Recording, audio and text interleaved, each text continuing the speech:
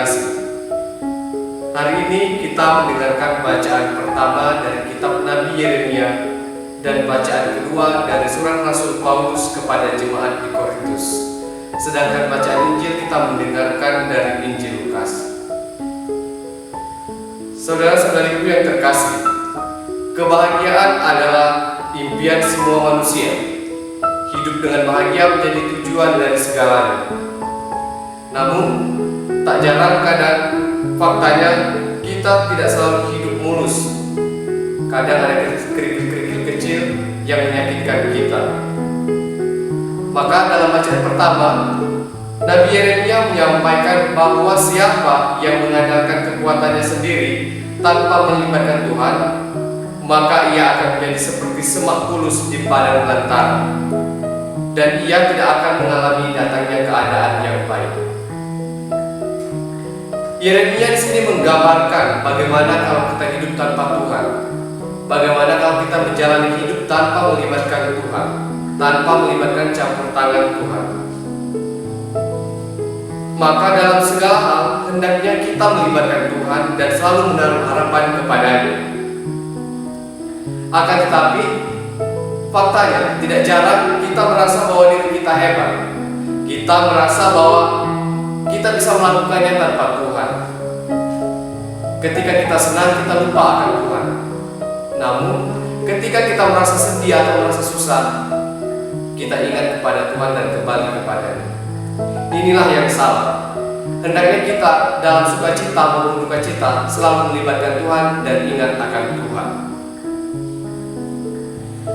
Nah, kita juga dalam bacaan kedua diajak untuk selalu menaruh harapan, berpengharapan kepada Tuhan, berpengharapan kepada Yesus yang bangkit.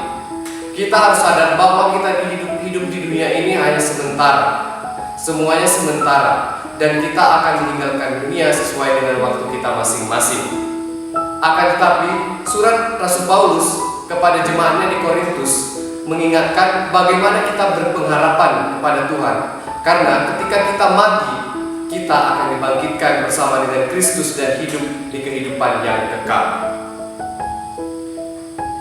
Saudara-saudariku yang terkasih, lalu kita hari ini mendengarkan bacaan Injil dari Injil Lukas.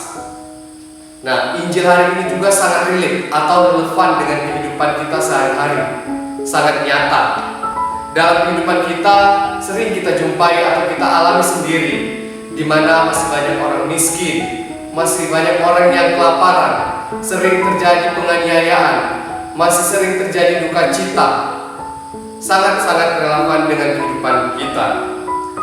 Maka Injil Lukas ingin mengajak kita semua untuk tetap berpengharapan kepadanya, kepada Tuhan. Karena dari semuanya itu Allah menjamin bahwa ada hikmat di balik penderitaan, segala penderitaan yang kita alami. Mungkin kadang-kala kita mengalami duka cita, mengalami bahwa hidup kita merasa serba kekurangan, dan masih kita temukan penganiayaan ataupun kemiskinan. Namun sabda Allah meneguhkan kita. Allah mengatakan berbahagialah. Kata bahagia menjadi sumber pengharapan bagi orang beriman. Maka mari saudara-saudariku yang terkasih, kita harus selalu melibatkan Tuhan dalam segala karya pekerjaan yang kita lakukan, dan senantiasa selalu menaruh harapan kepadanya, kepada Allah saja. Semoga sabda hari ini menguatkan kita dalam segala aspek kehidupan kita. Semoga Allah memberkati segala usaha, karya, dan seluruh niat baik kita. Tuhan